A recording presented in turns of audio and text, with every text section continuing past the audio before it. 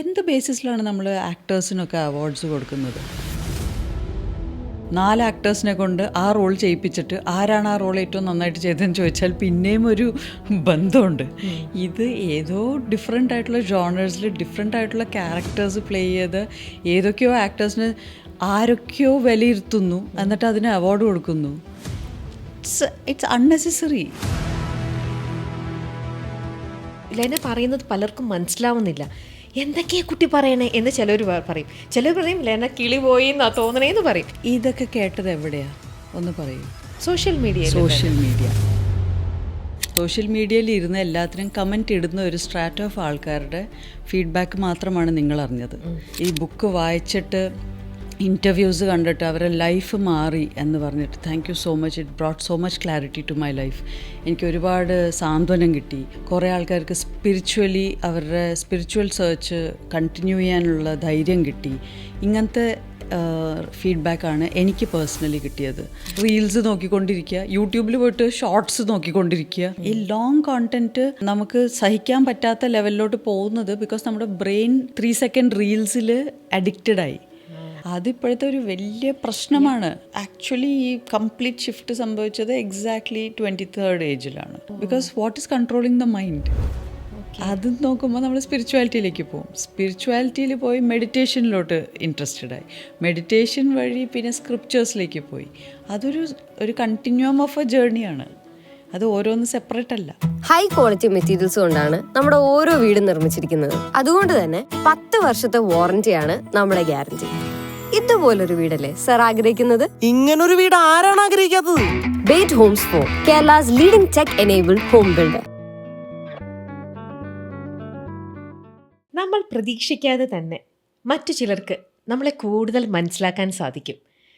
മനസ്സിൻ്റെ തനതായ സൗന്ദര്യം കാത്തു സൂക്ഷിക്കുന്നവർക്ക് അത് വളരെയധികം എളുപ്പമായിരിക്കും. Milestone makers presents behind the സീൻസിൽ ഇന്ന് എന്നോടൊപ്പം ലെന. ഹായ്. ഹലോ. ഹായ്, നമസ്കാരം. Welcome to the show. Thank you. എന്തു പറയണു? സുഖം, പരമസുഖം. അത് പറയുമ്പോൾ തന്നെ ആ മുഖത്തുനിന്ന് നമുക്ക് ഫീൽ ചെയ്യാം, യെസ്, പരമസുഖം. ശരിക്കും ഇപ്പോൾ എന്താ പറയുക, നമ്മൾ കുറച്ച് നാളായി കണ്ടിട്ട്. ഐ മീൻ, ഞങ്ങൾ സിനിമ ഇഷ്ടപ്പെടുന്ന ആൾക്കാരെല്ലാം സിനിമയിലൂടെ ഇങ്ങനെ കല്യാണം കഴിഞ്ഞു പോയി, കല്യാണം എന്നൊക്കെ കേട്ട് കഴിഞ്ഞപ്പോൾ കല്യാണം കഴിച്ചതാരെ എന്നുള്ളതിലൊക്കെയായിരുന്നു ഭയങ്കര. ലെനി എങ്ങനെ പ്രശാന്തേട്ടനെ കല്യാണം കഴിച്ചു, നിങ്ങൾ എങ്ങനെ ലോക്കായി? എല്ലാവർക്കും ഭയങ്കര ഒരു ശരിക്കും ഷോക്കിംഗ് ന്യൂസ് എന്ന് തന്നെ പറയാം. ആൻഡ് അത്ര ഷോക്കിംഗ് ആണെന്ന് പറഞ്ഞാലും ഭയങ്കര സന്തോഷം തന്ന ഒരു മൊമെൻ്റ് ആണ്. എനിക്ക് പേഴ്സണലി പരിചയം പോലും ഇല്ല ലെനയായിട്ട്. പക്ഷേ ഫ്രാങ്ക്ലി ഐ എം സെയിങ്, എനിക്ക് ആ ഒരു മൊമെൻ്റ് അത് കേട്ട് കഴിഞ്ഞപ്പോൾ തോന്നിയ ഒരു സന്തോഷം ഉണ്ടല്ലോ, ശരിക്കും ഭയങ്കര എന്തോ ഫീലിംഗ് പ്രൗഡ് എന്നൊക്കെ പറഞ്ഞ ശരിക്കും പ്രൗഡ് മൊമെന്റ് തന്നെയായിരുന്നു. Thank you so much. How's പ്രശാന്തേട്ടൻ? പ്രശാന്തേട്ടൻ സുഖമായിരിക്കുന്നു. തിരിച്ച് US-ന്ന് നാട്ടിലേക്ക് വരാനുള്ള ടൈമായി. ഇനി ബാക്ക് ടു ഇവിടുത്തെ നാട്ടിലെ ഗഗന്യാന്റെ കാര്യങ്ങളിലോട്ട് വീണ്ടും തിരിച്ചു കയറും. നിങ്ങൾ ഒരുമിച്ച് ഇനി കൊച്ചി ലൈഫ് നിങ്ങൾ എക്സ്പ്ലോർ ചെയ്യാനുണ്ടാവുമോ? ഇവിടെ കൊച്ചിയിൽ വീട് വയ്ക്കുന്നുണ്ട്. സോ അതിന്റെ കയറി താമസമൊക്കെ ഉടനെ പ്ലാൻ ചെയ്യുന്നു. റിയലി ആക്ച്വലി ഒരു ഫിക്സ്ഡ് ഐഡിയ ഇല്ല how things are going to go. അപ്പോൾ will go with the flow. Yes, okay. നമുക്ക് ഇനി നമ്മുടെ ഈ പോഡ്കാസ്റ്റിൽ നമുക്ക് ലെന എന്ന് പറഞ്ഞ ആ കുട്ടിയിൽ നിന്നും നമുക്ക് സ്റ്റാർട്ട് ചെയ്യാം. ഞങ്ങൾ കേട്ടെടുത്തോളം ലെന ഭയങ്കര അധികം കുഞ്ഞായിരുന്നപ്പോൾ തന്നെ കണ്ണാടിയിൽ നോക്കി ഇങ്ങനെ സെൽഫ് ലവ് എക്സ്പ്ലോർ ചെയ്യോ, ആസ്വദിക്കുകയോ, ശരിക്കും എൻ്റെ സ്വന്തം ഇങ്ങനെ കണ്ണാടി എന്ന് പറഞ്ഞാൽ ഭയങ്കര ക്രേസി ആയിട്ടിരുന്ന ഒരു കുട്ടിയെ ഞങ്ങൾ കേട്ടിട്ടുണ്ട്.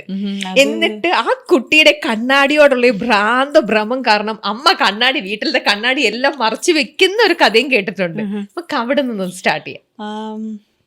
അത് സൗന്ദര്യം നോക്കിക്കൊണ്ടിരുന്നതല്ല. പിന്നെ സൗന്ദര്യം എന്നുള്ളൊരു കോൺസെപ്റ്റേ ഇല്ല. ഒരു 3 year old 4 year old കുട്ടിയാണ് ആ ഏജാ പറയുന്നത്. അപ്പോൾ ആ 2.5 3 years 4 years എന്നെ കണ്ണാടി എന്ന് പറഞ്ഞ സാധനം ഭയങ്കരമായിട്ട് ഒരു അത്ഭുതമാണ് എനിക്ക്. Like what is this thing? ഇതിലെങ്ങനെ നമ്മൾ വന്നു? നമ്മളെ ആനിമൽസിനൊക്കെ കാണില്ലേ, മിററിന് മുമ്പിൽ പോയാൽ ആനിമൽസിന്റെ റിയാക്ഷൻ വീഡിയോസ് ഉണ്ട് ഇൻസ്റ്റാഗ്രാമിൽ. ലൈക്ക് ഈ കണ്ണാടി എന്ന് പറഞ്ഞ സാധനം ഒരു ഭയങ്കര അത്ഭുതമായിട്ട് ഫീൽ ചെയ്യുന്ന ഒരു സിറ്റുവേഷനാണ്. ഓക്കെ. അപ്പൊ ആദ്യം കണ്ണാടി എന്താണെന്ന് എക്സ്പ്ലോർ ചെയ്യാണ്. ലൈക്ക് ഇതെങ്ങനെ ഇത് ശരിക്കും ഇല്ല, പക്ഷെ നമ്മളിതിലെല്ലാം കാണുന്നുണ്ട്. ദാറ്റ് കൈൻഡ് ഓഫ് ഒരു ക്യൂരിയോസിറ്റി ആയിരുന്നു. ഓക്കെ. പിന്നെ അതിനുശേഷം എന്ത് സംഭവിച്ചു എന്ന് വെച്ചാൽ എനിക്ക് എന്നെ തന്നെ കാണാൻ ഇതേ ഉള്ളൊരു വഴി എന്നുള്ളതായി. Okay. Because others I cannot see myself, but when I look here I know. അപ്പോൾ എനിക്ക് ആ കണ്ണാടിയിലുള്ളത് വേറൊരു ക്യാരക്ടർ പോലെയായി. Oh. In the sense that I can act, role play ചെയ്യും. അപ്പം ഞാൻ തന്നെ ഡോക്ടർ, അത് പേഷ്യൻറ്റ്, അങ്ങനെ കണ്ണാടിയുടെ മുമ്പിൽ നിന്ന് കണ്ടിന്യൂസ്ലി ആക്ടിങ് ഔട്ടായിരുന്നു. ഓക്കെ. ബിക്കോസ് എനിക്ക് തോന്നുന്നു ഈ ഉള്ളിലെ ആക്ടറിന്റെ ഒരു സംഭവം കിടക്കുന്നുണ്ടായിരിക്കും. പക്ഷെ ഈ പറഞ്ഞ ഭയങ്കര കൗതുകമായിരുന്നു. ലൈക്ക് ഇത് എങ്ങനെ സംഭവിക്കുന്നു, how is a mirror able to do all this, it's a magic എന്നുള്ള പോലെയായിരുന്നു കുട്ടിക്കാലത്ത്. അപ്പൊ ഞാൻ ഈ ഫുൾ ടൈം മിററിന്റെ മുമ്പിൽ ഇങ്ങനെ കാണുന്നുണ്ട്. അമ്മ ഒരു മിററിന് കവർ ഇട്ടു, അല്ലെങ്കിൽ എന്തോ ഭയങ്കര ഒബ്സഷൻ പോലെ, വേറെ ഒന്നും ചെയ്യുന്നില്ലല്ലോ. ഇതിന്റെ മുമ്പിൽ നിന്ന് ഡോക്ടർ ഡോക്ടർ മറ്റേ ഇത് നമ്മുടെ കുട്ടികളുടെ കളികൾ, പക്ഷെ പുറത്തു പോയി കുട്ടികളുടെ കൂടെ കളിക്കില്ല, ഞാൻ ഈ മിററിലിരുന്ന് കളിക്കും. ഓ, അതിലാണ് കൂടുതലും എന്റെ മോൾക്കും ഉണ്ട് ഇത് തന്നെ. ഞാൻ എന്റെ പലപ്പോഴും പറഞ്ഞിട്ടുണ്ട് ഞാൻ കന്നഡ ആവുമായിരിക്കും, മേ ബി അവൾക്കും ഭയങ്കര ഇഷ്ടമാണ്. ഞാൻ പോയിട്ട് എപ്പോഴും പറയും ഞാൻ കന്നഡ ഇനി ഇതാക്കും, ഈ സെയിം അമ്മ ചെയ്ത്. അതുകൊണ്ട് എനിക്ക് ഇത് അറിഞ്ഞപ്പോ തന്നെ ഞാൻ എന്റെ മോളെയാണ് അപ്പൊ കണ്ടത്, same thing. But I think എന്തിനാ അത് റെസ്ട്രിക്ട് ചെയ്യുന്നത്? മറ്റുള്ള കുട്ടികളുടെ കൂടെ പോയി കളിക്കുന്ന ഈക്വലന്റ് ആണ്. പക്ഷെ മേ ബി അത് ഭയങ്കര ഒബ്സഷൻ ആവുന്നുണ്ടെങ്കിൽ അതാണ് നമുക്ക് അതൊരു പേടിയാണല്ലോ. നമ്മൾ ചാൻസ് കൊടുക്കുമ്പോൾ ടൂ മച്ചേക്ക് അതിലേക്ക് ഒബ്സസ്ഡ് ആയി പോവോ, വല്ലാത്തൊരു ഇതിലേക്ക് വരുമോ എന്നുള്ളൊരു ഫിയർ ഫാക്ടർ ഒരു മദറിന്റെ സൈഡിൽ നോക്കുമ്പോൾ മേ ബി. ഓക്കെ. അവിടെ നിന്നും അത് ലെന അറിഞ്ഞിട്ട് പോലും അറിയാതെ തന്നെ ഉള്ളിന്റെ ഉള്ളിൽ അപ്പൊ ഒരു ആക്ടർ എന്നുള്ള സംഭവം ഉള്ളിലുണ്ടായിരുന്നു. ഒരു പക്ഷെ അതുകൊണ്ടായിരിക്കാം ഈ റോൾ പ്ലേയിലൊക്കെ കൂടുതൽ ഇൻട്രസ്റ്റ് തോന്നിയിട്ടുണ്ടാവും. ഫസ്റ്റ് അഭിനയിക്കുന്ന തന്നെ ഈ ഏജിലാണ്. ഒരു ഡോൾസ് ഹോസ്പിറ്റൽ എന്ന് പറഞ്ഞൊരു പ്ലേയിൽ സ്കൂളിൽ എല്ലാ ഏജസിലുള്ള കുട്ടികളും ഉണ്ടായിരുന്ന പ്ലേയിൽ ഞാനൊരു LKG സമയത്ത് ഒരു ബോൾഡ് ഡോളിൻ്റെ റോള് ചെയ്തിട്ടുണ്ടായിരുന്നു. അപ്പോൾ ഒരു സ്റ്റോക്കിംഗ് ഒക്കെ തലയിലിട്ട് മുട്ടത്തലയാക്കി ഒരു ബോൾഡ് ഡോളിൻ്റെ റോളായിരുന്നു. ഓക്കെ. അപ്പോൾ അതാണ് ഫസ്റ്റ് റോൾ. അങ്ങനെ അവിടെ നിന്നുള്ളൊരു ആ ഒരു എന്താ പറയാ, ആ റോൾ ഭയങ്കര ഹിറ്റായി. അല്ലെങ്കിൽ അവിടെ നിന്ന് സ്കൂളിൽ നിന്ന് കിട്ടുന്ന അപ്രിസിയേഷൻ ത്രൂ ആണ് പിന്നെ മൂവിയിലേക്ക് വരുന്നതും എല്ലാം. ആ ഒരു ജേർണി അല്ലേ? ഫസ്റ്റ് ചെയ്തത് ജയരാജേട്ടൻ്റെ മൂവി തന്നെയാണ്. മൂവിയുടെ പേര് സ്നേഹം അല്ലേ? അതപ്പോൾ ഏത് പ്രായത്തിലായിരുന്നു? അത് 11th സ്റ്റാൻഡേർഡിൽ പഠിക്കുമ്പോൾ. 16 എന്നെ സ്കൂളിൽ നിന്ന് സെലക്ട് ചെയ്യുക ചെയ്തത് സിനിമയിലോട്ട്. സോ പഠിത്തം കണ്ടിന്യൂ ചെയ്തു. അപ്പോൾ പ്രിൻസിപ്പൾ വഴിയാണ് സിനിമയിലോട്ട് വരുന്നത്. So the only thing Nalini miss, the principal of Harishree Vidyanidhi, ആകെ എന്നോട് പറഞ്ഞൊരു കാര്യം, സ്റ്റഡീസ് സഫർ ചെയ്യരുത്, go ahead and do what you need എന്നുള്ളത്. So that always remained. അതൊരു ഇൻസ്ട്രക്ഷനായിട്ട് റിമെയിൻ ചെയ്തു. അതുകൊണ്ട് തന്നെ സ്റ്റേറ്റ് റാങ്ക് വാങ്ങിക്കാൻ പറ്റി ഡിഗ്രി ലെവലിലും. അത് തന്നെയായിരുന്നു എല്ലാ സ്ഥലത്തും കിട്ടിയ ഇൻസ്ട്രക്ഷൻ. അടുത്ത പ്രചോദി നികേതൻ കോളേജിൽ പഠിക്കാൻ പോകുമ്പോഴും അവിടുത്തെ പ്രിൻസിപ്പൾ അന്ന് പറഞ്ഞു, അഡ്മിഷൻ എടുക്കുന്നത് കൊള്ളാം, പക്ഷേ സിനിമയിൽ അഭിനയിച്ച് ക്ലാസ് അറ്റൻഡ് ചെയ്യാൻ പറ്റില്ലെങ്കിൽ അതുപോലും നമുക്ക് ക്ഷമിക്കാം, പക്ഷെ മാർക്സ് സഫർ ചെയ്യരുത്. So that was always the condition. Okay. അപ്പോൾ അതുകൊണ്ട് പഠിപ്പും അഭിനയവും ഒരുമിച്ച് വളരെ സ്മൂത്തായിട്ട് നടന്നു. സ്കൂളിൽ നിന്ന് അങ്ങനെ പറഞ്ഞ പോലെ വീട്ടിൽ നിന്നും അച്ഛനും അമ്മയും അത് തന്നെ പറയണ്ടായിരുന്നോ? അവർക്കൊന്നും പറയേണ്ടി വന്നിട്ടില്ല. ഞാൻ എപ്പോഴും ഒരു പഠിപ്പിസ്റ്റായിരുന്നു, ഒരു പുസ്തക പുഴുവായിരുന്നു. കോളേജിൽ നിന്നും സ്കൂളിൽ നിന്ന് അവരുടെ സൈഡിൽ നിന്ന് പറയേണ്ടത് പറയുന്നു. എൻ്റെ പേരൻസിനെ അറിയാം, എന്നെ ചില സമയത്ത് കുറച്ച് നേരം ഒരു ബ്രേക്ക് എടുക്കുക, കുറച്ച് നേരം വന്ന് TV കാണുമെന്ന് പറയേണ്ടി വരുന്നൊരു സിറ്റുവേഷനൊക്കെ ഉണ്ടായിട്ടുണ്ട്. ബിക്കോസ് ബോർഡ് എക്സാംസ്, ICSE എക്സാംസിന് മുമ്പൊക്കെ ഒരു ഒബ്സഷൻ ലെവലിലോട്ട് പോവും എന്തെങ്കിലും ചെയ്യുമ്പോൾ. ഭയങ്കര എക്സ്ട്രീമിസ്റ്റ് ആണ്. അപ്പൊ അത് എന്തെടുത്താലും ആ ഒരു ലെവലിലായിരിക്കും.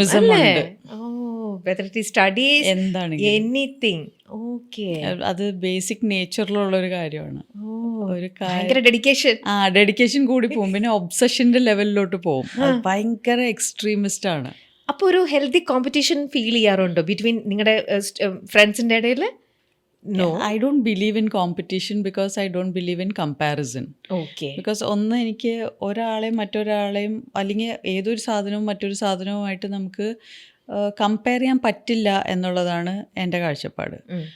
സോ അത് ഒരു ഭയങ്കര നെഗറ്റീവായിട്ടുള്ളൊരു മെൻറ്റൽ ട്രേറ്റ് ആയിട്ടാണ് എനിക്ക് തോന്നിയിട്ടുള്ളത്. ഇപ്പോൾ കമ്പാരിസൺ കൊണ്ട് എന്താ ഗുണം എനിക്ക് മനസ്സിലായിട്ടില്ല. ഓക്കെ. Like why compare? അപ്പോൾ നമ്മുടെ ലോകത്തെ എല്ലാം കമ്പാരിസൺ ബേസ്ഡ് ആണ്. ഇപ്പോൾ സ്കൂളിംഗ് മുതൽ നമ്മൾ റാങ്ക് സിസ്റ്റം ആണെങ്കിലും നമ്മൾ മാർക്സ് കമ്പയർ ചെയ്യും, നമ്മൾ പെർഫോമൻസസ് കമ്പയർ ചെയ്യും. ഇപ്പോൾ അവാർഡ്സ്, എന്ത് ബേസിസിലാണ് നമ്മൾ ആക്ടേഴ്സിനൊക്കെ അവാർഡ്സ് കൊടുക്കുന്നത്? അവരെല്ലാവരും ഒരു റോളല്ലല്ലോ പ്ലേ ചെയ്തത്. ഇപ്പോൾ ഒരു റോള് 4 ആക്ടേഴ്സിനെ കൊണ്ട് ആ റോൾ ചെയ്യിപ്പിച്ചിട്ട് ആരാണ് ആ റോൾ ഏറ്റവും നന്നായിട്ട് ചെയ്തതെന്ന് ചോദിച്ചാൽ പിന്നെയും ഒരു ബന്ധമുണ്ട്. ഇത് ഏതോ ഡിഫറെൻ്റ് ആയിട്ടുള്ള ജോണേഴ്സിൽ ഡിഫറെൻ്റ് ആയിട്ടുള്ള ക്യാരക്ടേഴ്സ് പ്ലേ ചെയ്ത് ഏതൊക്കെയോ ആക്ടേഴ്സിന് ആരൊക്കെയോ വിലയിരുത്തുന്നു, എന്നിട്ട് അതിന് അവാർഡ് കൊടുക്കുന്നു. It's unnecessary. You don't believe in that? I am saying it doesn't make sense to me. Okay. Awards കിട്ടുമ്പോൾ എല്ലാവർക്കും രസമാണ്, because it boost your career, it makes you more popular and all that. പക്ഷേ I don't understand the criteria. അതായത് എങ്ങനെ compare ചെയ്യുന്നത്? അതായത് ഇന്ന സിനിമയിൽ ഇന്ന റോള് ചെയ്ത ആളെയും മറ്റ് സിനിമയിൽ വേറൊരു റോള് ചെയ്ത ഒരാളെയും ഇത് 200 അങ്ങനത്തെ പെർഫോമൻസസ് വെച്ച് അതിന്ന് ഷോർട്ട് ലിസ്റ്റ് ചെയ്ത് ഈ 4 പേരിൽ ഇന്ന ആൾക്കാണ് അവാർഡ് എന്ന് പറയുമ്പോൾ ഓൺ വാട്ട് ബേസിസ് അല്ലേ? ലൈക്ക് അവരെല്ലാവരും വേറെ വേറെ റോൾസ് അല്ലേ ചെയ്തത്? അറ്റ്ലീസ്റ്റ് സ്കൂളിൽ നിങ്ങളെല്ലാവരും ഒരു സബ്ജക്റ്റ് പഠിച്ചു, നിങ്ങളെല്ലാവരും ഒരേ ക്വസ്റ്റ്യൻ പേപ്പറിന് ആൻസർ കൊടുത്തു, അതിൽ ബെസ്റ്റ് വന്ന ഒരാൾക്ക് ഓക്കെ ക്ലാസ്സിൽ ഫസ്റ്റ് ഇറ്റ്സ് ഓൾ സെയിം. അല്ലെങ്കിൽ 100 മീറ്റർ റേസിൽ എല്ലാവരും ഓടി 100 metre race, same distance, same environment, same climate, നിങ്ങൾ ഓടി, same category, weight category, same age group അല്ലേ? ഇതൊന്നുമില്ലാതെ ആർട്ട്, എൻ്റെ അഭിപ്രായത്തിൽ ആർട്ട് അല്ലെങ്കിൽ പേഴ്സണാലിറ്റി അല്ലെങ്കിൽ അങ്ങനത്തെ കോമൺ അല്ലാത്ത കാര്യങ്ങളിലൊക്കെ ദർ ഇസ് നോ കമ്പാരിസൺ. അപ്പോൾ ഒരു ബേസിക് ക്രൈറ്റീരിയ വേണ്ടേ കമ്പയർ ചെയ്യാൻ? എന്താണ് അതിൻ്റെ ക്രൈറ്റീരിയ? ഇവർ നോക്കുന്നത് ആ ക്യാരക്ടറിൻ്റെ ഓരോ ക്യാരക്ടറിലാണെങ്കിൽ ഏറ്റവും സ്ട്രെങ്ത് ആയിട്ടുള്ള ഏതെങ്കിലും ഒരു ക്യാരക്ടർ അല്ലെങ്കിൽ ഭയങ്കര പവർഫുൾ ആയിട്ടുള്ള ഒരു character and the way she or he portray ചെയ്തിരിക്കുന്ന ഒരു അതിൻ്റെ ഒരു ഡെപ്ത് അത് വെച്ചിട്ടായിരിക്കാം ആ ഒരു. അതെ, പക്ഷേ that is not based on another person's portrayal of another character which has a different depth in the script itself.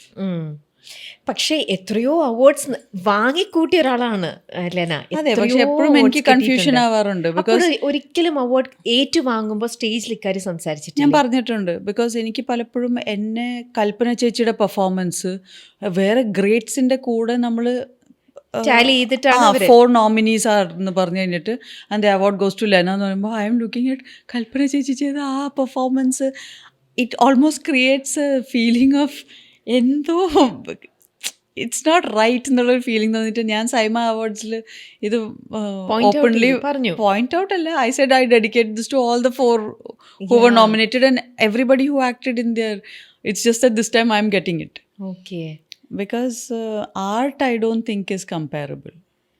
ഇപ്പം നിങ്ങളെല്ലാവരും ഒരു പാൽപ്പായസം വെച്ചു, എന്നിട്ട് പാൽപ്പായസത്തിൽ നമുക്ക് ഏറ്റവും ഇഷ്ടപ്പെട്ട പാൽപ്പായസം, എല്ലാവരും ചോക്ലേറ്റ് കേക്ക് ഉണ്ടാക്കി, ചോക്ലേറ്റ് കേക്കിലെ ബെസ്റ്റ്, ഓക്കെ. എല്ലാവരും ഒരേ മോണലിസയുടെ പെയിന്റിങ് ഒരു റീപ്രൊഡക്ഷൻ ചെയ്തു, ഓക്കെ. പക്ഷെ കോമൺ അല്ലാത്ത ആർട്ടിനെ എങ്ങനെ ഇങ്ങോട്ടും അങ്ങോട്ടൊക്കെ കമ്പയർ ചെയ്യാൻ പറ്റും? അതൊരു there is no competition for in my mind. There might be competition in other people's minds. പക്ഷേ എനിക്കൊരിക്കലും സിനിമ അല്ലെങ്കിൽ art, I M basically an artist in all rights. Writing ആയാലും ആക്ടിങ് ആയാലും എല്ലാ രീതിയിലും ആർട്ടിസ്റ്റിക് ഒരു ക്വാളിറ്റി പുറത്തു വരും. അപ്പോൾ I don't believe art is comparable. അത് ഒരിക്കലും നമുക്ക് കമ്പയർ ചെയ്യാൻ പറ്റില്ല. അതുകൊണ്ട് തന്നെ കോമ്പറ്റീഷൻ ഇല്ല. കമ്പയർ ചെയ്യാൻ പറ്റുന്നതിലേ കോമ്പറ്റീഷനുള്ളൂ. അപ്പോൾ അങ്ങനെയാണെങ്കിൽ എങ്ങനെ നമ്മുടെ ഈ ഒരു ആർട്ട് ഫീൽഡിലുള്ള ഒരാൾക്ക് എങ്ങനെ നിങ്ങൾ ഈ പറയുന്ന പോലത്തെ സ്റ്റേറ്റ് അവാർഡാണ്, ഇതിനകത്ത് ഒരുപാട് സെറ്റ് ഓഫ് അവാർഡ്സ് ഉണ്ടല്ലേ, എങ്ങനെ അപ്പം ഈ ഒരു ആർട്ട് ഫീൽഡ് അവാർഡ് കൊടുക്കാൻ പറ്റുക?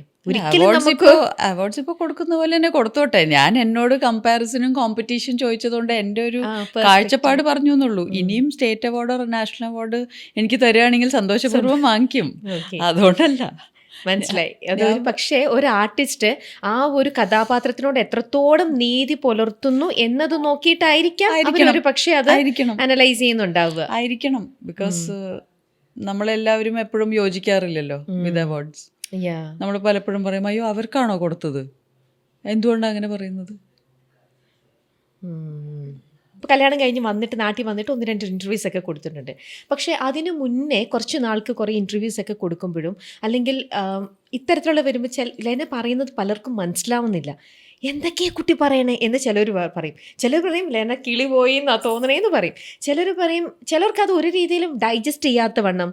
ഇങ്ങനെയൊക്കെ പലർക്കും പലരുടേതായിട്ടുള്ള അവരുടെ വേർഷൻസ് പലതും ആയിരിക്കാം. ഇത്തരത്തിലുള്ള കമൻസ് തീർച്ചയായിട്ടും ലെനയും കേട്ടിട്ടുണ്ടാവും അല്ലേ? ഇതൊക്കെ കേട്ടത് എവിടെയാ ഒന്ന് പറയൂ. സോഷ്യൽ മീഡിയ ആരൊക്കെയാണ് സോഷ്യൽ മീഡിയയിൽ യൂസ്വലി പോസ്റ്റ് ചെയ്യുന്നത്? Scientist, authors, doctors, lawyers, famous artist, professors, അവരൊക്കെയാണോ? അല്ല. സോ നിങ്ങൾ കേട്ടത് വേറൊരു സ്ട്രാറ്റ. സോഷ്യൽ മീഡിയയിൽ ഇരുന്ന് എല്ലാത്തിനും കമൻറ്റ് ഇടുന്ന ഒരു സ്ട്രാറ്റ ഓഫ് ആൾക്കാരുടെ ഫീഡ്ബാക്ക് മാത്രമാണ് നിങ്ങൾ അറിഞ്ഞത്.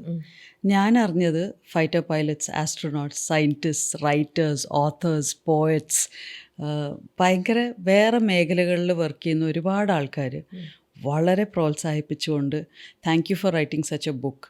ഈ ബുക്ക് വായിച്ചിട്ട് ഇൻ്റർവ്യൂസ് കണ്ടിട്ട് അവരുടെ ലൈഫ് മാറി എന്ന് പറഞ്ഞിട്ട് thank you so much. It brought so much clarity to my life.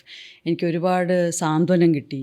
എനിക്ക് ഒരുപാട് എൻ്റെ ലൈഫിലേക്ക് ഒരു മാർഗനിർദ്ദേശം കിട്ടി.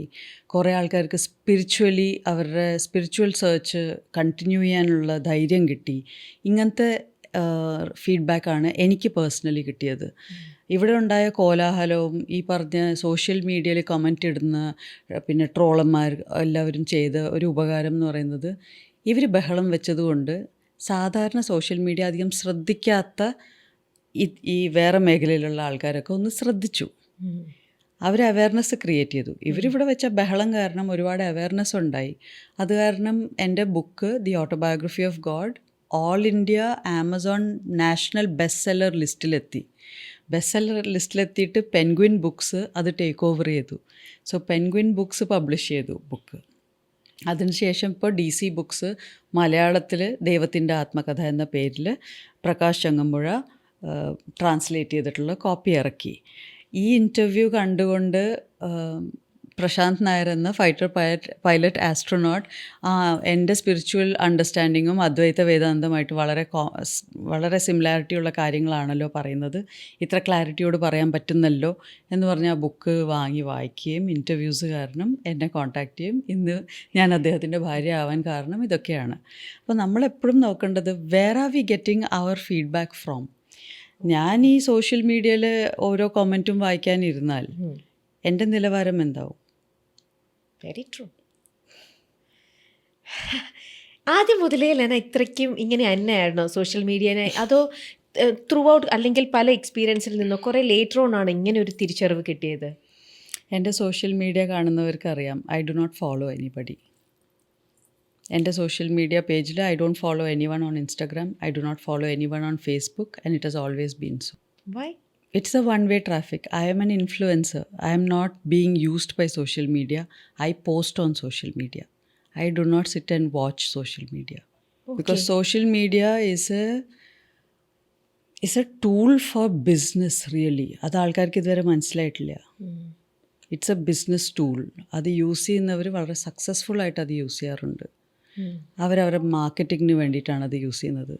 ദിവസം മുഴുവനും ഇരുന്ന് റീൽസ് സ്ക്രോൾ ചെയ്യുന്നവർ അവരുടെ ലൈഫ് ടൈം വേസ്റ്റ് ചെയ്തുകൊണ്ടിരിക്കുകയാണ്. ഇത് നമ്മൾ പറയേണ്ട ഒരു അവയർനെസ് കാര്യം തന്നെയാണ്.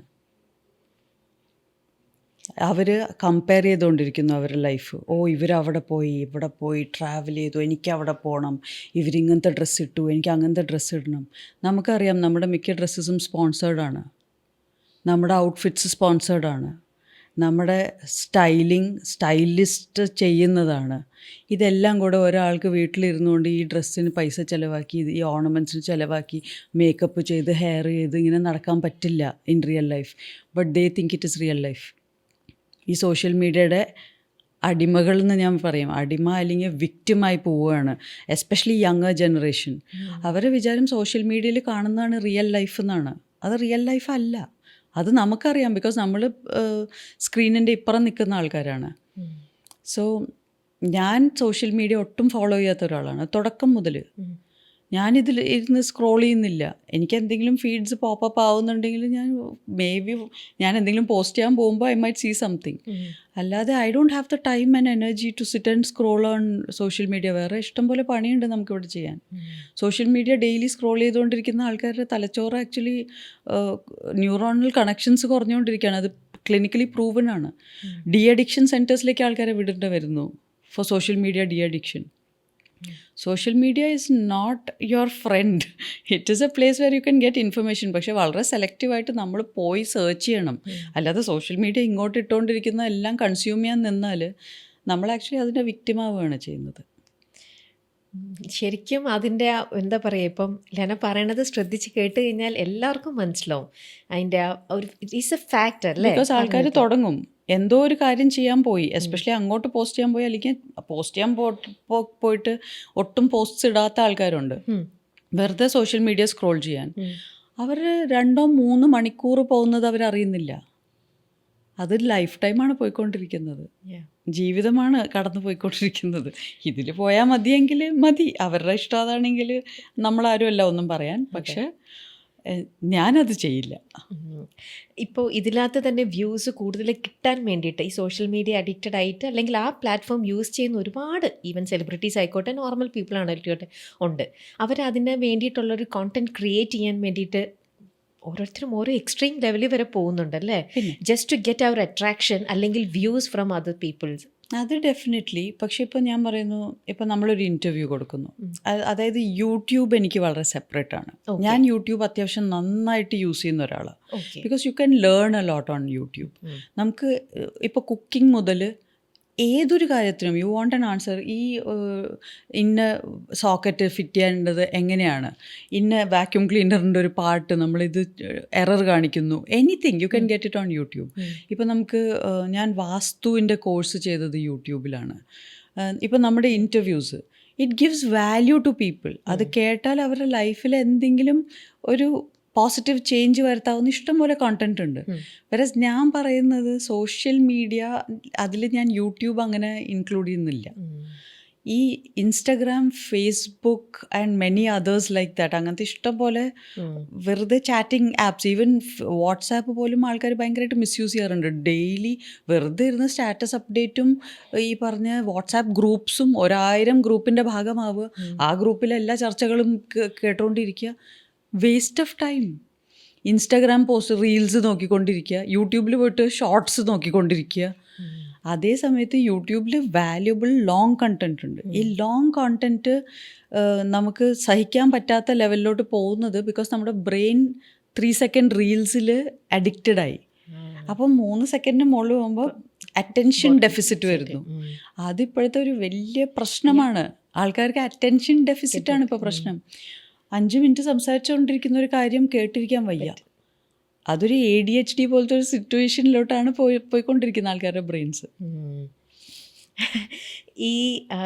ഈ സോഷ്യൽ മീഡിയയിൽ ഇപ്പം കുറച്ച് പേര് ഇപ്പം ഞാനും ഈ പറയുന്ന പോലെ സോഷ്യൽ മീഡിയ ഒരു അഡിക്ഷൻ ഉള്ള ഒരാളല്ല. അപ്പം എനിക്ക് ഈ പറയുന്നതിനോട് ഞാൻ പൂർണ്ണമായിട്ടും യോജിക്കുന്ന ഒരു വ്യക്തിയാണ് പേഴ്സണലി. അപ്പം പക്ഷേ എൻ്റെ അടുത്ത് തന്നെ പലരും പറഞ്ഞിട്ടുണ്ട്, ഇന്നത്തെ ലോകം ഫുൾ മാറിയിരിക്കണു, നീ ഇങ്ങനെ ആവരുത്, യു ഷുഡ് ബി ആക്റ്റീവ്. ഇതിനകത്ത് ഇങ്ങനെ നിന്നില്ലെങ്കിൽ നമ്മൾ ഒറ്റപ്പെട്ടു പോവും. അപ്പം നമ്മൾ എപ്പോഴും ഇതിൽ നിന്നാൽ മാത്രമേ, സോഷ്യൽ മീഡിയ ആണ് ഇന്നിപ്പോൾ ടെക്നോളജി ഭയങ്കര തരംഗം, ഇത് ഇപ്പോൾ ബൂമായിട്ട് നിൽക്കുന്നത്, നമ്മൾ അതിൽ എത്രത്തോളം ആക്റ്റീവായിട്ട് നിന്നാൽ മാത്രമേ നമുക്ക് നമ്മുടെ അവിടെ ഒരു സ്പേസ് ഉണ്ടാവുള്ളൂ. അതാ ഞാൻ പറഞ്ഞത്, അതൊരു ജോലിയാണ്, അതൊരു തൊഴിലാണ് അല്ലേ. നമ്മളിവിടെ സോഷ്യൽ മീഡിയയിൽ, അതായത് യൂട്യൂബിൽ പോസ്റ്റ് ചെയ്യാൻ വേണ്ടിയിട്ടുള്ളൊരു വളരെ പ്രൊഫഷണൽ ഇൻ്റർവ്യൂ എടുത്തുകൊണ്ടിരിക്കുകയാണ്. നമ്മൾ സമയവും സന്ദർഭവും എല്ലാം യൂട്ടിലൈസ് ചെയ്ത് നമ്മളൊരു വളരെ ഇമ്പോർട്ടൻറ്റ്, ഇപ്പോൾ എസ്പെഷ്യലി ന്യൂസ്, ഇൻ്റർവ്യൂസ്, പോഡ്കാസ്റ്റ്, ഇതൊക്കെ യൂട്യൂബിലാണ്. നമുക്ക് ഷോർട്ട് കണ്ടന്റിൽ ഇതിൽ കാര്യമില്ല. So we are spending a lot of energy, time and money on this. അതുപോലെ അല്ലാതെ വെറുതെ കണ്ടന്റ് ക്രിയേറ്റ് ചെയ്യാൻ വേണ്ടിയിട്ട് നമ്മൾ എന്തെങ്കിലും കാണിച്ചു കൂട്ടുന്നതിൽ അർത്ഥമില്ലല്ലോ. So you are already doing that അല്ലേ, you are already part of the mainstream social media. അതിലും കൂടുതൽ ഡെയിലി നമ്മളിട്ട് ഓരോ സെൽഫി ഇൻസ്റ്റാഗ്രാമിൽ ഇടുന്നതുകൊണ്ട് എന്താ ഗുണം? ആ രീതിയിലാണ് ആക്റ്റീവ് ആവാൻ പറയുന്നതെങ്കിൽ I would say it's a waste of time. What you are doing now is very professional and very helpful and actual work, actual influencing. And എനിക്ക് തോന്നുന്നു ഓൾറെഡി അത് ചെയ്തുകൊണ്ടിരിക്കുകയല്ലേ. അല്ല, ചിലർ പറയും നമ്മൾ മറ്റുള്ളവരുടെയും കാണണം, മറ്റുള്ളവരുടെയും ചെയ്യുമ്പോഴാണ് എന്തൊക്കെയാണ് നമ്മുടെ ഇവിടെ നടക്കുന്നത്. You should be. അപ്പം നമ്മളൊരു കുറച്ചും കൂടെ ഒരു അലേർട്ട് ഇതിൽ പോവും, എന്തൊക്കെയാണ് നടക്കുന്നത്, എന്തൊക്കെയാണ്. സോ സിസ്റ്റം മാറുന്നു, അല്ലെങ്കിൽ ഇതൊക്കെയാണ് ഇപ്പോഴത്തെ ഇന്നായിട്ടുള്ള കാര്യങ്ങൾ. സോ അതൊക്കെ അറിയാനായിട്ട് യു ഷുഡ് നോ, അല്ലെങ്കിൽ നമ്മൾ അതിൽ ടൈം സ്പെൻഡ് ചെയ്യണം എന്ന് പറയുന്ന, again it all depends person to ഈ പേഴ്സൺ. പറയുന്ന ആൾക്കാർ എന്താ ചെയ്യുന്ന ലൈഫിൽ ഒന്ന് ശ്രദ്ധിക്കൂ. ഈ അഡ്വൈസ് തന്ന ആൾക്കാർ ആക്ച്വലി ലൈഫിൽ എന്താ ചെയ്യുന്നത്, അവരുടെ ജോലി എന്താണ്, അവർ ആക്ച്വലി എന്താ ചെയ്യുന്നത്?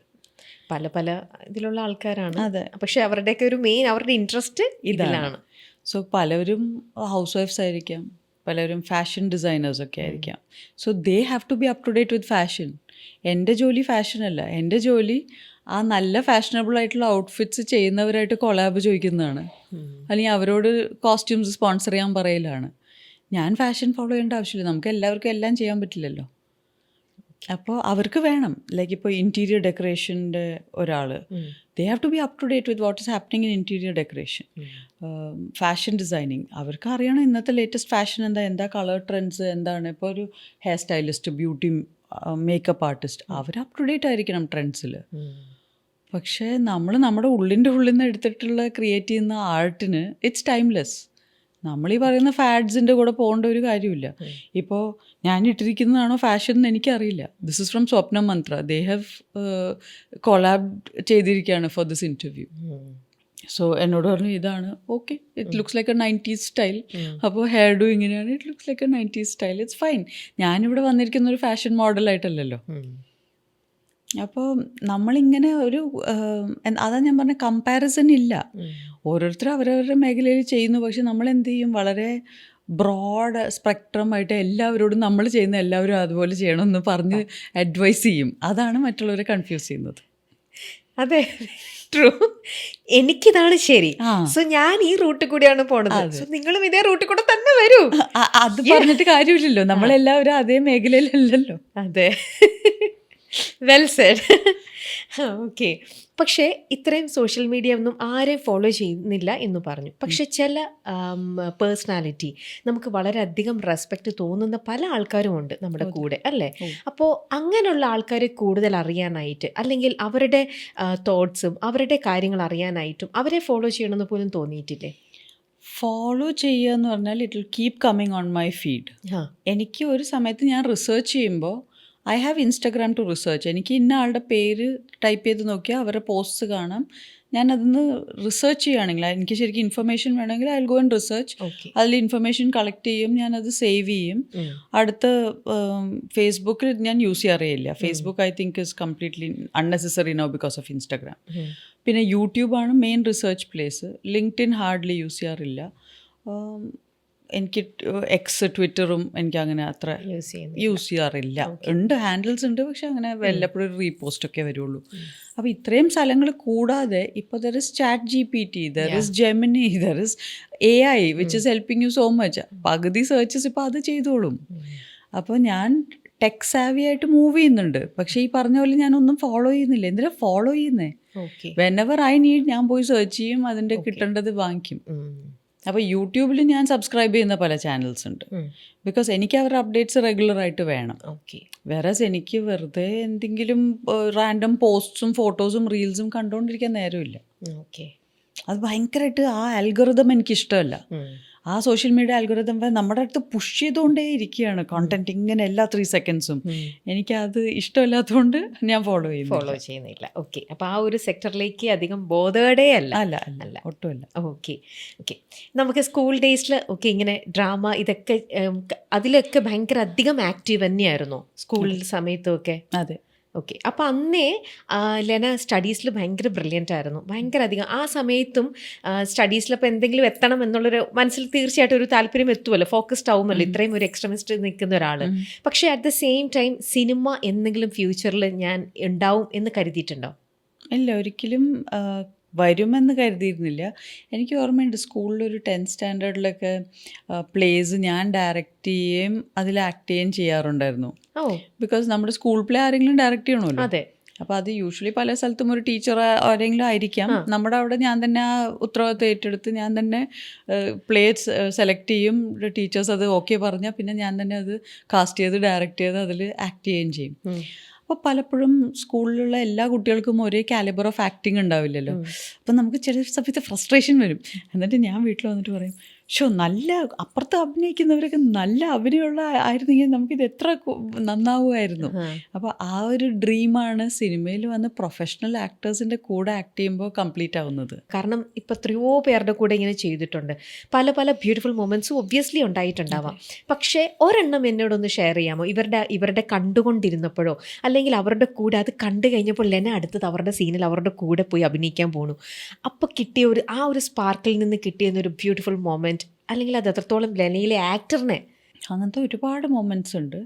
അതിലെനിക്ക് തോന്നുന്നു ഇപ്പോൾ ശ്രീവിദ്യാമ്മയുടെ ഒരു കാര്യം പറഞ്ഞാൽ ചെകിടത്ത് അടിക്കുന്ന ഒരു സീൻ അഭിനയിക്കുമ്പോൾ എന്നോട് പറഞ്ഞു, ഡോണ്ട് വറി, എൻ്റെ കൈ വന്ന് മുഖത്ത് തൊടും, ഇറ്റ് വോണ്ട് ഹേർട്ട് യു. അതാ സീരിയലിനാണോ? സീരിയലിൽ ഓമനത്തിങ്കൾ സീരിയൽ. സോ ഷീ സെഡ്, ഇത് ഞാൻ ഐ തിങ്ക് എനിക്ക് ഓർമ്മയിൽ ആരാണ് ആളെ പഠിപ്പിച്ചത്, ജമിനി ഗണേശനോ എന്താ പറയുക ശിവാജി ഗണേശനോ ആരോ ആണ് ശ്രീവിദ്യാമ്മയെ ആ ടെക്നിക്ക് പഠിപ്പിച്ചത്. എന്നോട് പറഞ്ഞു, ഞാനിപ്പോൾ അത് കാണിക്കാം, പേടിക്കണ്ട, മുഖത്ത് കൈ കൊള്ളും, പേടിക്കണ്ട എന്ന് പറഞ്ഞു. എന്നിട്ട് ഓങ്ങി ഇങ്ങനെ അടിച്ചിട്ട് ഇവിടെ എത്തുമ്പോൾ കൈ സോഫ്റ്റായിട്ടാണ് നമ്മുടെ മുഖത്ത് തൊട്ടിങ്ങനെ പോകുന്നത്. And it didn't hurt at all. കണ്ടാൽ ഭയങ്കര ഇമ്പാക്റ്റാണ്. സൗണ്ടും ഉണ്ടാവും, നല്ല സൗണ്ടും ഉണ്ട്. ബിക്കോസ് ഇതിങ്ങനെ കപ്പ് ചെയ്ത് സോഫ്റ്റാക്കി പിടിച്ചിട്ട് ഇങ്ങനെ ഇതാണ് ചെയ്യുന്നത്. സോ ഇതൊക്കെ ചെറിയ ടെക്നിക്സാണ്. അത് ആക്ടർ ടു ആക്ടർ അത് നമ്മൾ കൊണ്ട് കഴിഞ്ഞാലേ നമുക്ക് അതിൻ്റെ ഫീൽ അറിയുള്ളൂ. സോ അതൊരു ലെസൺ. സ്പിരിറ്റ് എന്ന് പറഞ്ഞ പടത്തിൽ എനിക്ക് വളരെ ലാസ്റ്റ് മിനിറ്റിലാണ് ഒരു 2 പേജ് ഡയലോഗുള്ള ഒരു പോർഷൻ, പോലീസ് സ്റ്റേഷനിലെ ഒരു സീനിലെ ഡയലോഗൊക്കെ കിട്ടുന്നത്. അപ്പോൾ ലാലേട്ടൻ അവിടെ ഇരിപ്പുണ്ട്. ലാലേട്ടൻ ആ സീനിൽ ഡയലോഗില്ല, എനിക്കാണ് ഡയലോഗ് മുഴുവനും. അപ്പോൾ ഞാനിത് പെട്ടെന്ന് പഠിച്ചിട്ട് ഞാനിങ്ങനെ അങ്ങോട്ട് നടന്ന് പഠിക്കുകയാണ്. അപ്പോൾ ലാലേട്ടൻ വിളിച്ചു, എന്താ അങ്ങോട്ട് നടക്കുന്നത്, എന്താ പരീക്ഷ ഉണ്ടോ എന്ന് ചോദിച്ചു. അപ്പോൾ ഞാൻ പറഞ്ഞു, പരീക്ഷയല്ല, പരീക്ഷയെക്കാളും കഷ്ടമാണ്. ലാലേട്ടൻ്റെ മുമ്പിൽ ഞാൻ പറയേണ്ട ഡയലോഗ്സാണ് ഇതൊക്കെ. സീൻ തരൂ, വായിച്ചു. എന്നിട്ട് പറഞ്ഞു, ഇതെങ്ങനെയാണ് പഠിക്കുന്നത്? ഞാൻ പറഞ്ഞു, ഞാനിങ്ങനെ ഇത് വായിച്ച് പഠിച്ചുകൊണ്ടേ ഇരിക്കുന്നു. അങ്ങനെയല്ല, please break it down in two sections, study it in parts, do this. ഒരു ഫുൾ ടെക്നിക്ക്, ഒരു ബ്രേക്ക് ഡൗൺ എനിക്ക് പറഞ്ഞു തന്നു. അതുപോലെ ഞാൻ എന്നിട്ട് പറഞ്ഞു, ഇതൊക്കെ പഠിക്കാൻ പറ്റും, പക്ഷെ ഞാനിത് ലാലേട്ടൻ്റെ മുഖത്ത് നോക്കി ഇത്രയും റഫായിട്ട് സംസാരിക്കണ്ടേ, അതൊരു ടെൻഷൻ ഉണ്ടാക്കും നമ്മുടെ ഉള്ളിൽ. ഒരു കാര്യം ചെയ്യാം, ഞാൻ താഴത്തോട്ട് നോക്കി ഇങ്ങനെ നിന്നോളാം എന്ന് പറഞ്ഞു. അതാ ചെയ്തിരിക്കുന്നത്. സ്പിരിറ്റിലെ സീൻ എടുത്ത് നോക്കിയാൽ ലാലേട്ടൻ എൻ്റെ മുഖത്ത് നോക്കുന്നേ ഇല്ല. ബിക്കോസ് ആള് പോലീസ് സ്റ്റേഷനിൽ നമ്മൾ പിടിച്ചു കൊണ്ടുവന്നിരിക്കുന്ന ഒരു പേഴ്സൺ ആയതുകൊണ്ട് ഇങ്ങനെ നിൽക്കുകയാണ് ത്രൂ ഔട്ട് ദ സീൻ, താഴേക്ക് നോക്കിയിട്ട്. ബിക്കോസ് എന്നോട് പറഞ്ഞു, ഇല്ല ഞാൻ മുഖത്ത് നോക്കുന്നില്ല, അപ്പോൾ ധൈര്യമായിട്ട് ഡയലോഗ് പറഞ്ഞോളൂ. ബിക്കോസ് അത്രയും അക്കോമഡേറ്റീവ് ആയിട്ട് നമ്മുടെ പെർഫോമൻസ് നന്നാവാൻ വേണ്ടി ഇത്രയും ഗ്രേറ്റ് ആക്ടേഴ്സ് ചെയ്യുന്നുണ്ട്. അത് നമ്മളിപ്പോൾ പറഞ്ഞില്ലെങ്കിൽ ആരും അറിയില്ല. ആദ്യം ഡയലോഗ് എങ്ങനെ പറയണമെന്ന് പഠിപ്പിച്ചു, പിന്നെ നമ്മൾ കംഫർട്ടബിൾ ആക്കാൻ ഞാൻ മുഖത്തോട്ട് പോലും നോക്കുന്നില്ല, പറഞ്ഞോളൂ എന്ന് പറഞ്ഞു. സോ അതാ ഞാൻ പറയുന്നത്, it's A very huge dynamic. ഇപ്പം ശ്രീവിദ്യാമ്മയുടെ കാര്യം പറഞ്ഞപ്പോൾ തന്നെ ചോദിക്കട്ടെ, ആ ഒരു സീരിയൽ ഇന്നും ലെന എന്ന് പറഞ്ഞൊരു ആക്ടറിൻ്റെ ഇതിൽ എല്ലാവരും കൂട്ടിച്ചേർക്കുന്ന ഒന്നാണ് ഓമനത്തിങ്കൾ പക്ഷി. അതിനകത്തെ ലെനയല്ലേ എന്ന് വരെ ആൾക്കാർ എത്ര വർഷമായല്ലേ ഇപ്പോൾ 25 years, എന്നിട്ടും 20 years at least. More than 20.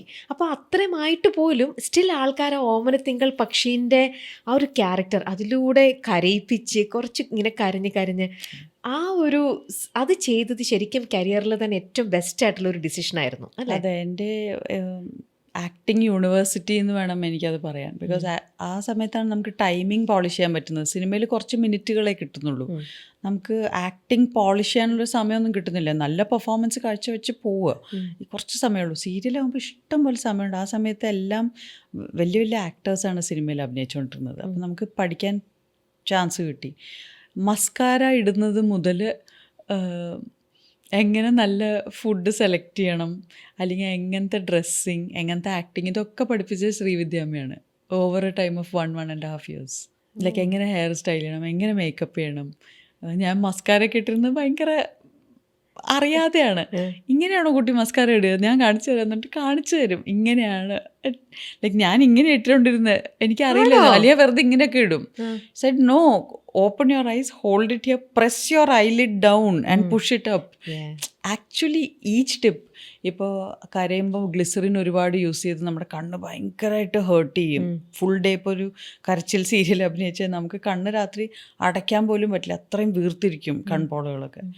അപ്പോൾ എന്നോട് പറഞ്ഞു, ക്യാംഫർ സ്റ്റിക്ക് എന്ന് പറഞ്ഞൊരു സംഭവമുണ്ട്, please buy that and use it. ഇത് കൂളിംഗ് ആണ്, കർപ്പൂരമാണ് കൂടുതലും. അത് കണ്ണിൽ നിന്ന് വെള്ളം വരും, പക്ഷേ പൊള്ളില്ല. അപ്പോൾ ഇതൊക്കെ എക്സ്പേർട്സ്, ഇവരൊക്കെ ഭയങ്കര വെറ്ററൻസ് ആണ്. അവരുടെ കയ്യിൽ നിന്ന് കിട്ടുന്ന ഈ ടിപ്സൊക്കെ ഇറ്റ്സ് ഗോൾഡ്. ഈ സ്പിരിച്വാലിറ്റി അല്ലെങ്കിൽ ആ ഒരു സ്പിരിച്വൽ ആയിട്ടുള്ളത് അതൊക്കെ എപ്പം മുതലാണ് അങ്ങനത്തെ ഒരു? എന്നും ജന്മന ഞാൻ ഇങ്ങനെയാണ്. ആണോ? And I believe it's from life times, because it's A long search. ഇത് ഒരു ആയുഷ്കാലത്തിൽ തീരുന്ന ഒരു സെർച്ച് അല്ല, ദ സ്പിരിച്വൽ ജേർണി. അത് ആ സ്പിരിച്വൽ ജേർണിയിലുള്ളവർക്ക് മാത്രം മനസ്സിലാവുന്ന ഒരു കാര്യമാണ്. സത്യം. പക്ഷെ അതിൽ ഉള്ളവർക്കറിയാം, നമ്മൾ ഈ പറഞ്ഞ പോലെ ഒരു സ്റ്റേജ് എത്തുമ്പോഴേ നമുക്ക് ഇതെല്ലാം കൂടെ ഒന്ന് ക്ലിയറായി വരുള്ളൂ. അപ്പോൾ ഇറ്റ്സ് എ ലോങ് ജേർണി, അത് ലൈഫ് ലോങ് അങ്ങനെയാണ്. നമ്മൾ പലപ്പോഴും നമ്മുടെ സ്പിരിച്വാലിറ്റി ആയിരിക്കും നമ്മുടെയൊക്കെ ഏറ്റവും പ്രൈവറ്റ് നമ്മുടെ ലൈഫിൽ. ബിക്കോസ് വേറെ ആരുമായിട്ട് ഷെയർ ചെയ്യാത്തൊരു കാര്യമാണ്, വേറെ ആരുമായിട്ട് ബന്ധമില്ലാത്ത ഒരേ ഒരു കാര്യം നമ്മുടെ സ്പിരിച്വാലിറ്റിയാണ്. നമ്മുടെ അച്ഛനോ അമ്മയോ ഹസ്ബൻഡോ കുട്ടികളോ ആരുമായിട്ട് നമ്മുടെ സ്പിരിച്വാലിറ്റിക്ക് ബന്ധമില്ല. That is only between you and God. It's between this body mind and the divine. So that is the most private part. അപ്പോൾ ഇത്രയും പ്രൈവറ്റ് ആയിട്ടുള്ള നമ്മുടെ ലൈഫിലൊരു കാര്യം നമ്മൾ പബ്ലിക്കലി വന്ന് ഷെയർ ചെയ്യുമ്പോൾ അത് ആ ഡിവൈൻ്റെ ആവശ്യപ്രകാരമാണ് ചെയ്യുന്നത്. അങ്ങനെ ഒരു ബുക്ക് എഴുതുന്നതോ സ്പിരിച്വാലിറ്റിയെ പറ്റി നമ്മൾ സംസാരിക്കുമ്പോഴൊക്കെ അത് ദ ഡിവൈൻ റെൽം നമ്മളെ പ്രേരിപ്പിക്കുകയാണ് അങ്ങനെ സംസാരിക്കാൻ. ബിക്കോസ് അത് നമ്മുടെ ഒരു കോളിംഗ് ആണ്, നമ്മുടെ ഒരു പേർപ്പസ് ഇൻ ലൈഫിൻ്റെ ഭാഗമാണത്. അങ്ങനൊരു ഇപ്പോൾ കോളിംഗ് എന്ന് പറഞ്ഞല്ലോ, പക്ഷെ ആദ്യം മുതലേ ഫ്രം ദ ലൈഫ് തുടങ്ങിയപ്പോൾ മുതലുണ്ടെന്നും പറയുന്നുണ്ട്. പക്ഷേ ഇടയിൽ ഏത് പ്രായത്തിലാണ്, കാരണം ബാക്കി എല്ലാത്തിലും ഇങ്ങനെ സ്റ്റുഡിയോസ് ആയിട്ട് നിന്നൊരു കുട്ടി എപ്പോഴാണ് ഈ സ്പിരിച്വൽ സൈഡിലേക്ക് അട്രാക്റ്റഡ് ആവുന്നതോ, അല്ലെങ്കിൽ ബുക്സ് വായിക്കുമായിരുന്നോ അത്തരത്തിലുള്ളത്? അതെ, ഇത് ആക്ച്വലി ഈ കംപ്ലീറ്റ് ഷിഫ്റ്റ് സംഭവിച്ചത് എക്സാക്ട്ലി 23rd ഏജിലാണ്. പക്ഷേ ഞാൻ 18 years 16 years 17 years മുതൽ സൈക്കോളജിയിൽ ഇൻട്രസ്റ്റഡ് ആയി. ഫസ്റ്റ് മൈൻഡിൽ ഇൻട്രസ്റ്റഡ് ആയി, പിന്നെ മൈൻഡിൽ നിന്ന് how is all this working നോക്കിയപ്പോൾ സ്പിരിച്വാലിറ്റിയിലേക്ക് കയറി. Because what is controlling the mind, അത് നോക്കുമ്പോൾ നമ്മൾ സ്പിരിച്വാലിറ്റിയിലേക്ക് പോകും. സ്പിരിച്വാലിറ്റിയിൽ പോയി മെഡിറ്റേഷനിലോട്ട് ഇൻട്രസ്റ്റഡ് ആയി, മെഡിറ്റേഷൻ വഴി പിന്നെ സ്ക്രിപ്ചേഴ്സിലേക്ക് പോയി. അതൊരു കണ്ടിന്യൂം ഓഫ് എ ജേർണിയാണ്. അത് ഓരോന്ന് സെപ്പറേറ്റ് അല്ല, ഓരോ അന്വേഷണത്തിലാണ്. ഇപ്പൊ ഒരു കണ്ടിന്യൂസ് അന്വേഷണമാണ്. 2.5-3 വയസ്സിൽ കണ്ണാടിയിൽ നോക്കി അതിന്റെ പിന്നാലെ അന്വേഷിക്കുകയായിരുന്നു, എങ്ങനെ എന്റെ റിഫ്ലക്ഷൻ ഇവിടെ കാണുന്നു, എന്ത് മാജിക്കാണ്. ഓക്കെ, അപ്പോൾ ഇറ്റ് ഈസ് ദേർ. ജന്മത്തിൽ തന്നെ ഒരു സീക്കറാണ്. എല്ലാവരും സീക്കേഴ്സ് അല്ല, അപ്പോൾ എല്ലാവരും സീക്കേഴ്സ് ആവണമെന്നില്ല. അപ്പോൾ ഞാൻ ജന്മന അങ്ങനെയാണ്. ഈ ഒരു സീക്കിംഗ് നേച്ചറുണ്ട്, ഒരു തേടലുണ്ട്. അതും സെൽഫായിട്ട് കണ്ട് മനസ്സിലാക്കി അത് പ്രൂവ് ചെയ്യണം, എക്സ്പീരിയൻസ് ചെയ്യണം. യെസ്, എനിക്കെന്താ വെച്ചാൽ എക്സ്പീരിയൻസ് ഇസ് എവറിത്തിങ്. നമ്മളിവിടെ ജീവിച്ചിരിക്കുന്നത്, ഈ ലോകത്ത് ജീവിച്ചിരിക്കുന്നത് ഇത് അനുഭവിച്ചറിയാനാണല്ലോ ജീവിതം. അല്ലെങ്കിൽ നമ്മൾ എവിടെയെങ്കിലും ഒരു സൈഡിലിരിക്കുന്നു, എല്ലാവരും അവരവരുടെ എക്സ്പീരിയൻസസ് സോഷ്യൽ മീഡിയയിൽ പറയുന്നു, ഓരോരുത്തരുടെ ട്രാവൽ ലോഗ്സ് കണ്ട് ഇതാണെന്നങ്ങ് വിചാരിക്കും. മതിയോ? നമുക്ക് അവിടെയൊക്കെ ട്രാവൽ ചെയ്യണ്ടേ, നമുക്ക് ഓരോ സ്ഥലം കാണണ്ടേ. ആ ഒരു അതെല്ലാവരിലുള്ള വാസന ആയിരിക്കില്ല. ചിലവർ ഹാപ്പിയാണ് വീട്ടിലിരുന്നിട്ട്, എനിക്കിതൊക്കെ കണ്ടാൽ മതി, അത് അവരുടെ കാഴ്ചപ്പാടാണ്. പക്ഷെ ഞാനത് ഒട്ടും കംഫർട്ടബിൾ അല്ല, എനിക്ക് എക്സ്പീരിയൻസ് ചെയ്യണം ലൈഫ്. അങ്ങനെ എക്സ്പ്ലോർ ചെയ്ത് ആ ഒരു സ്പിരിച്വൽ സൈഡും അതെന്താണെന്ന് മനസ്സിലാക്കിയെടുത്തു.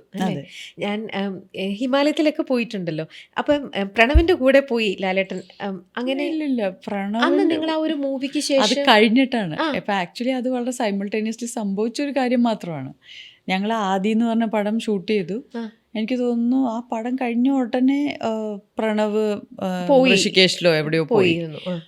ഞാനത് കഴിഞ്ഞ് അറൗണ്ട് 1 മന്ത് എന്തോ കഴിഞ്ഞപ്പോൾ ഞാൻ നേപ്പാളിലേക്കാണ് പോയത്. ഞാൻ ഹിമാലയത്തോട്ടാണ് പോയത്. പ്രണവ് പോയത് ഋഷികേശൊക്കെ ആയിരുന്നു എന്ന് തോന്നുന്നു. ഓക്കെ. അപ്പോൾ ഞങ്ങൾ ഒരിക്കലും ഒരുമിച്ച് ട്രാവൽ ചെയ്തിട്ടേ ഇല്ല. ഞാൻ ആകെ ആദി എന്ന് പറഞ്ഞ സിനിമയിൽ മാത്രം വർക്ക് ചെയ്തിട്ടുള്ളൂ. പ്രണവിനെ അല്ലെങ്കിൽ പരിചയമില്ല. അന്ന് അത് കഴിഞ്ഞ് കഴിഞ്ഞപ്പോൾ നിങ്ങൾ രണ്ടുപേരും പക്ഷെ പോയപ്പോ പറഞ്ഞു കേട്ടത് നിങ്ങൾ ഒരുമിച്ച്, അതിപ്പം പ്രണവിനും ഇതിലൊക്കെ ഇൻട്രസ്റ്റ് ഉള്ള ഒരാളാണല്ലോ, അപ്പൊ നിങ്ങൾ രണ്ടുപേരും അപ്പൊ ഒരുമിച്ച് അങ്ങനെ പോയി എന്നാണ് അന്ന് അങ്ങനെ കേട്ടത്. ഏകദേശം ഒരേ സമയത്തായിരുന്നു ഈ യാത്രകളൊക്കെ. ഓക്കെ. ലാലേട്ടനും ഈ പറയുന്ന പോലെ സ്പിരിച്വാലിറ്റിയിലൊക്കെ വിശ്വസിക്കുന്ന, ഫോളോ ചെയ്യുന്ന ഒരു വ്യക്തിത്വം കൂടെയാണ്. അപ്പോൾ അദ്ദേഹത്തിന്റെ കൂടെ ഷൂട്ടിംഗ് ചെയ്തിരുന്ന സമയത്ത് നിങ്ങളുടെ ഇടയിൽ ഇതൊരു കോമൺ ടോക്കായിട്ട് വന്നിട്ടുണ്ടാവില്ലേ? അതെ, അങ്ങനെയാണ് ഇപ്പോൾ ഞാൻ പറഞ്ഞത് ലാലേട്ടൻ എൻ്റെ ഒരു ഗുരുസ്ഥാനത്തുള്ള ആളാണെന്ന് പറയാൻ കാരണം, ഇപ്പോൾ DC ബുക്സ് മലയാളത്തിൽ ദൈവത്തിൻ്റെ ആത്മകഥ ഇറക്കിയതിൽ ലാലേട്ടനാണ് ഫോർവേഡ് എഴുതിയിരിക്കുന്നത് ബുക്കിന്. ആമുഖം എഴുതിയിട്ടുള്ളത് ലാലേട്ടനാണ്.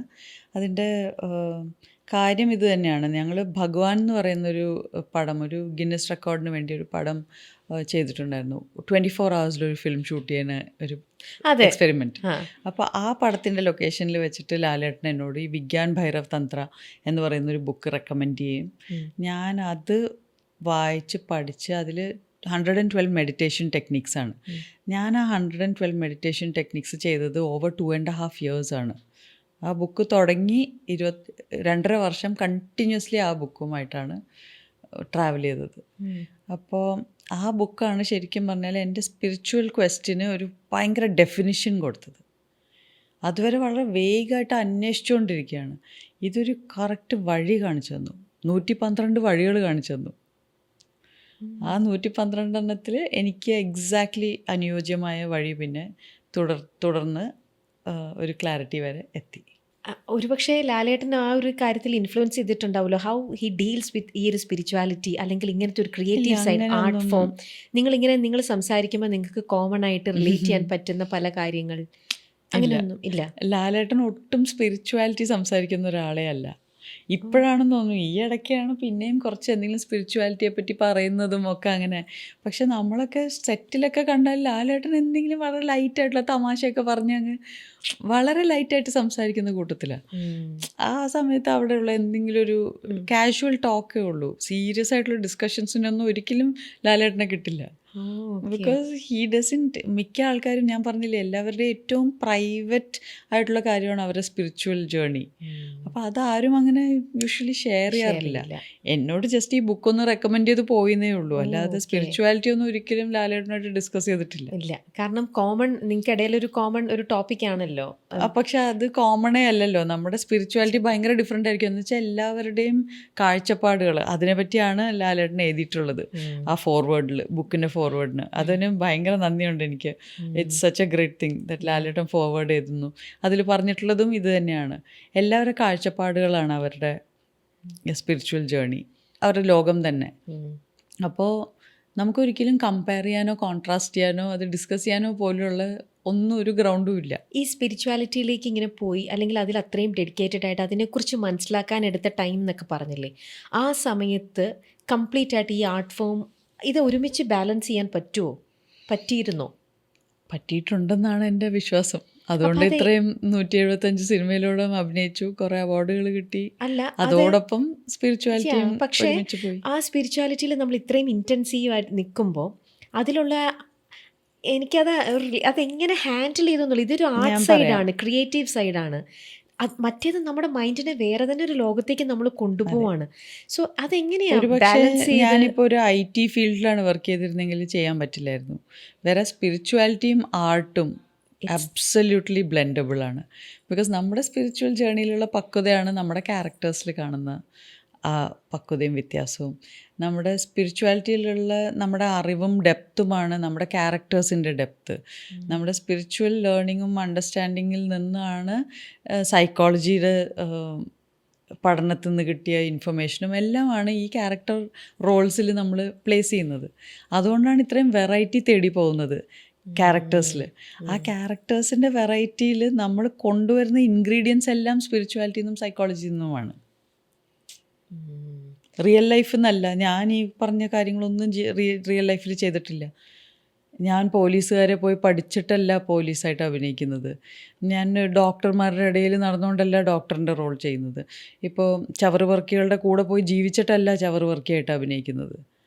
അത് നമ്മുടെ ഉള്ളിൽ നിന്ന് ടാപ്പ് ചെയ്ത് നമ്മുടെ സ്പിരിച്വാലിറ്റിയും സൈക്കോളജിയും ഒക്കെ കൂടെ അപ്ലൈ ചെയ്തിട്ടാണ് ആ ക്യാരക്ടേഴ്സ് പ്ലേ ചെയ്യുന്നത്. അപ്പോൾ ഒരു ആക്ടറായ സ്ഥിതിക്ക് ഇത് ഒരുപാട് ഹെൽപ്പ് ചെയ്തു. ഇൻഫാക്റ്റ് എല്ലാം കോംപ്ലിമെൻ്ററി ആയിരുന്നു. അതേപോലെ ഒരു ആക്ടറിന് റെസ്പോൺസിബിലിറ്റീസ് കുറവാണ്. നമുക്ക് ഇഷ്ടംപോലെ സമയമുണ്ട് സ്പിരിച്വാലിറ്റിയിൽ ടൈം സ്പെൻഡ് ചെയ്യാൻ.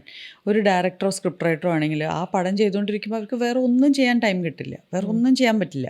ഒരു ആക്ടർ എന്ന നിലയ്ക്ക് ഒരു ദിവസത്തിൽ ആക്ച്വലി എത്ര മണിക്കൂർ ആണ് നമ്മൾ വർക്ക് ചെയ്യുന്നതെന്ന് ചോദിച്ചാൽ മിനിറ്റുകളാണ്. നമ്മൾ രാവിലെ വന്ന് മേക്കപ്പ് ഇട്ട് കോസ്റ്റ്യൂം ഇട്ട് ഇരിക്കുന്നു എന്നേ ഉള്ളൂ. ആ ആക്ഷനും കട്ടിൻ്റെ ഇടയിലാണ് ഞങ്ങളുടെ ജോലി സമയം. ആക്ച്വലി നമ്മൾ ഞങ്ങളുടെ ക്രാഫ്റ്റ് ചെയ്യുന്നത്. അതൊരു ദിവസത്തിൽ എത്ര മിനിറ്റ് ആയിരിക്കും? 1 മണിക്കൂറിന് മുകളിൽ എന്തായാലും ആരും ആക്ട് ചെയ്യുന്നില്ല in A given day. Because ബാക്കി സമയം പോകുന്നത് ലൈറ്റപ്പിനും സെറ്റ് ചെയ്യാനും റിഹേഴ്സൽസിനും എല്ലാത്തിനുമാണ്. ആക്ച്വലി അഭിനയിക്കുന്നത് ഫ്യൂ മിനിറ്റ്സ് ആണ്. ബാക്കി സമയം മുഴുവൻ ഞങ്ങളൊരു കാരവാനിലോ എവിടെയെങ്കിലും ഒരു റൂമിൽ ഇരിക്കുകയാണ്.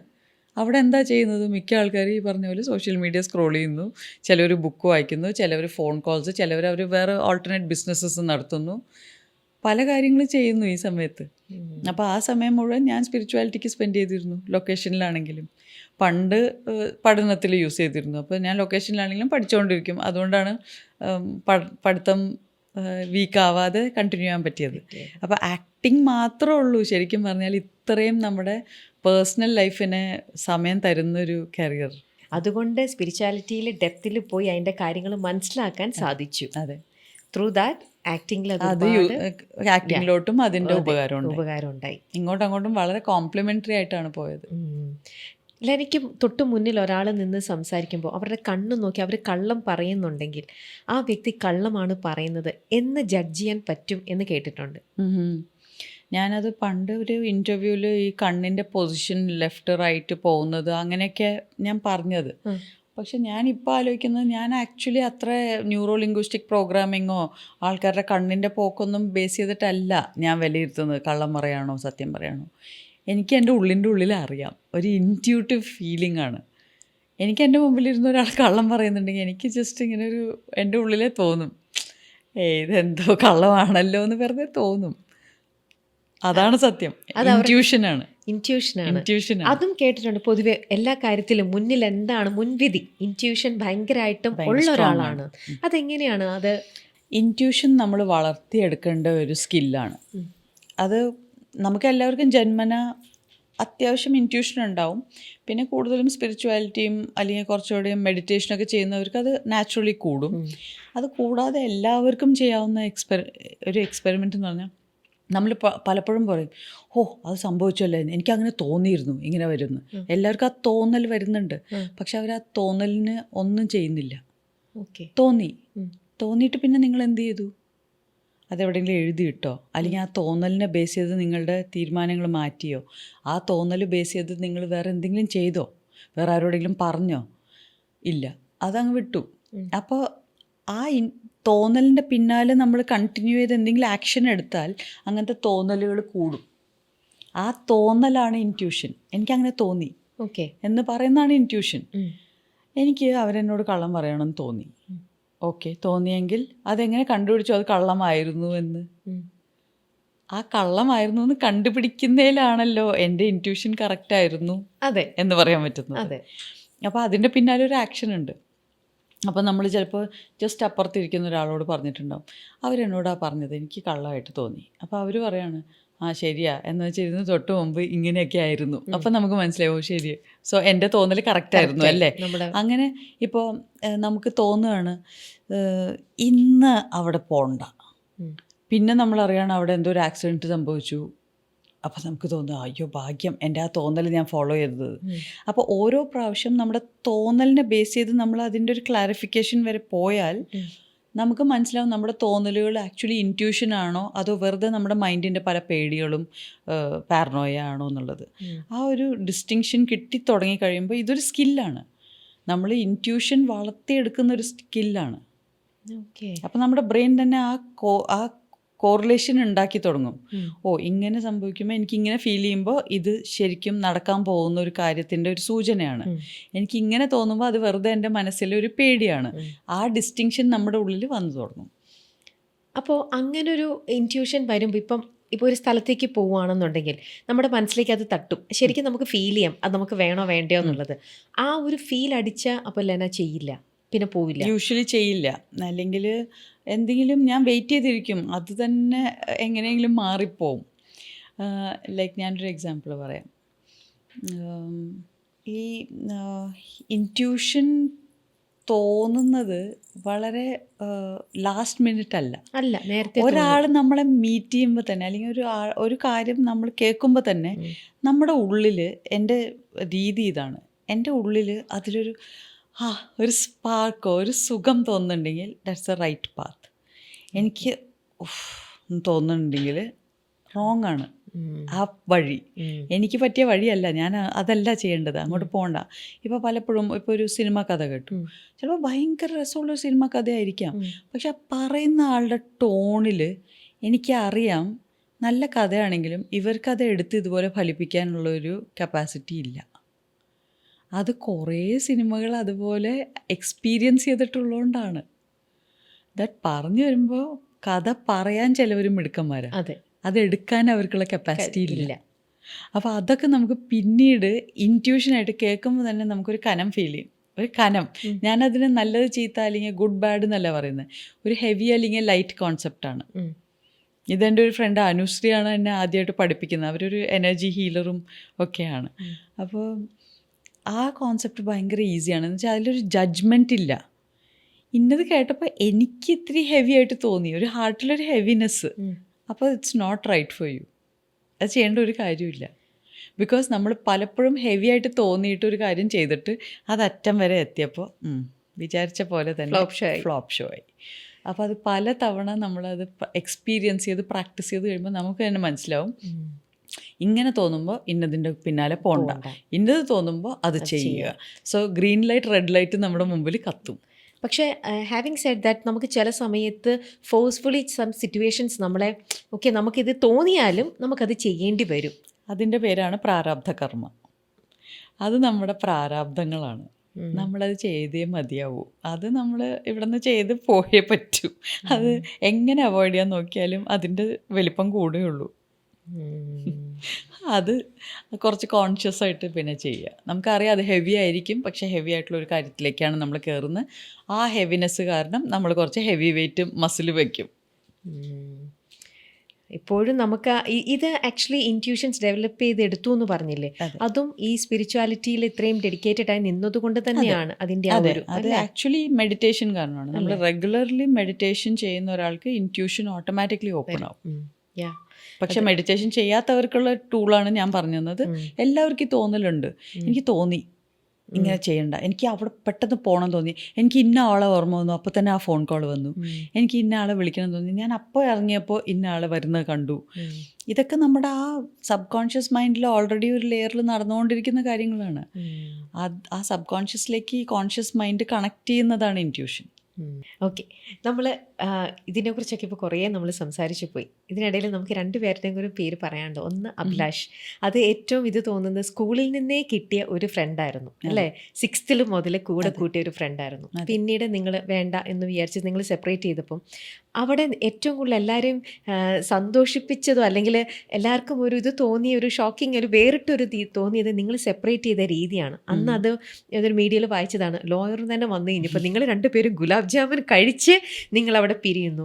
അപ്പം നിങ്ങൾ നല്ല ഫ്രണ്ട്സിനെ പോലെ പിരിയുന്നു. അപ്പം അതിനെയും ഈ പറയുന്ന പോലെ ഒരു രീതിയിലും ഹെവി ആക്കാതെ ലൈറ്റായിട്ട് നമ്മൾ മറ്റുള്ളവരുടെ ഒരു ഇൻഡിവിജ്വാലിറ്റിനെ നമ്മൾ റെസ്പെക്റ്റ് ചെയ്യാണ്. നിങ്ങൾ മ്യൂച്വലി അത് ചെയ്തു.